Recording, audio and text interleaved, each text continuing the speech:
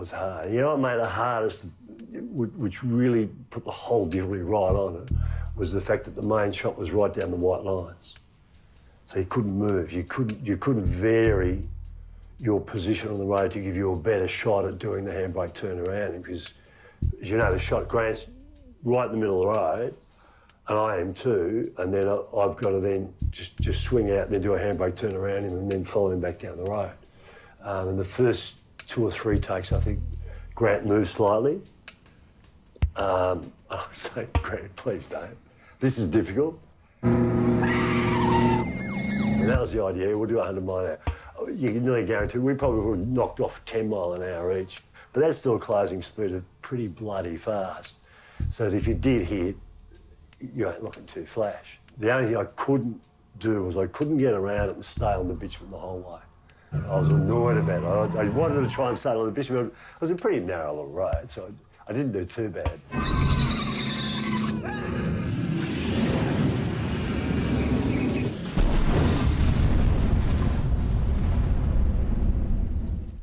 I think it started, I think Byron and I were in a pub and we were talking about how to do that gag, how to run the car into the semi-trailer, and I think I might have said we should put a rocket in it. And it kind of turned into the exercise of getting a rocket.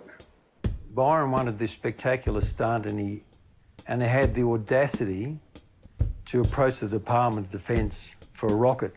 He sort of knocked on their door and said, look, we need a rocket from you guys. Now, no one else in their right mind would even do that, and they agreed to it. And he got it for free. Didn't cost him a zack. And so then we got kind of committed to putting the rocket in the car. The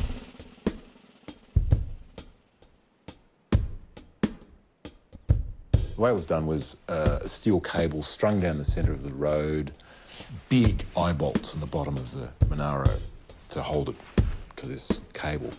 At each end of the cable was cables going off like that, anchored in with steel posts in concrete in the ground.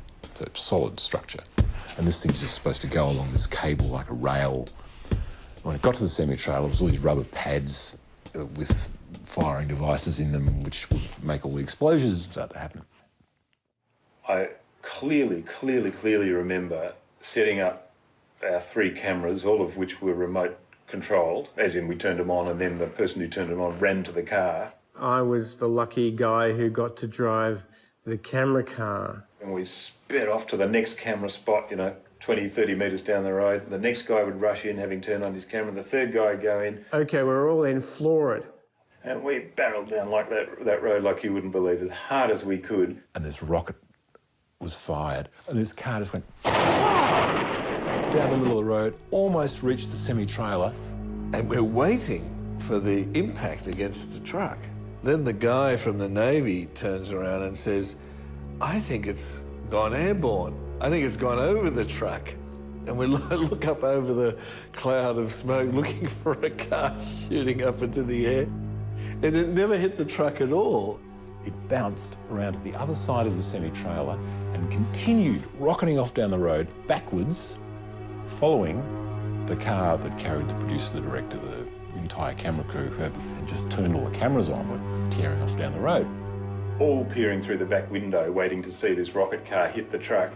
And what did we see? We saw this image of the rocket car missing the truck, coming back onto the road and heading straight for us. So I got a running commentary from the guys peering through the back of the car window, and it was ran something like this. Okay, there it goes. I can see the smoke. Oh, it's heading towards us. Go faster, Bill. This rocket car is chasing them, going a lot faster than them. I was at top speed. There was nothing, no juice left. So we're watching the heads of state about to be wiped out. And I tell you, every one of us saw our lives flash in front of our eyes. That was it. Within 2 seconds, we considered ourselves dead. It was as if we weren't moving at all. You know, it was just...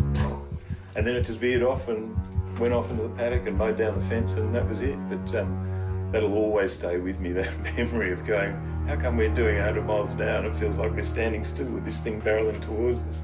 Both George and Byron said in unison, you'll never work in this industry again. David Hardy sensibly said, hang on, look at the rushes. A couple of days later, the rushes turned up and they were fabulous. So we were heroes again. The footage was great.